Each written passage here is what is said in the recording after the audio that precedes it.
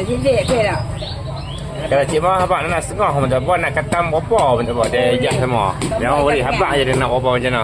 Habak je. Hari ni berapa kilo? 3 kilo, 2 kilo. Ni kilo lebih ni. Kilo lebih besar nak ni. Dekat kau 22 kilo. Oh dia macam besar. Jenis dia. Buat tahu merah yellow. Oh. Kalau akan ni kita nak tengok. RM19 ya. 19. Kata buat bulan. Okey.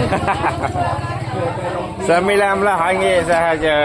Kita kata. Kita kata ni kepala ada lagi kan? Kepala ada lagi. Ada lagi. Sekilo? Kilo 28 ni. Sekilo 28. Ikan fresh. Ikan kuku kenapa nak tahu dia fresh tak fresh kan. Dia hamba tengok dia warna kuning. Kuning. Kalau warna putih dia lambat. Dia lama nak sikit. Lama. Tapi kalau dia ada Lama. kuning-kuning tu maksudnya ikan baru naik. Fresh. Ikan fresh ya. Kalau cik mau ambil ikan fresh memai je. Kat dia semua ikan fresh. Hmm. Mereka macam mana?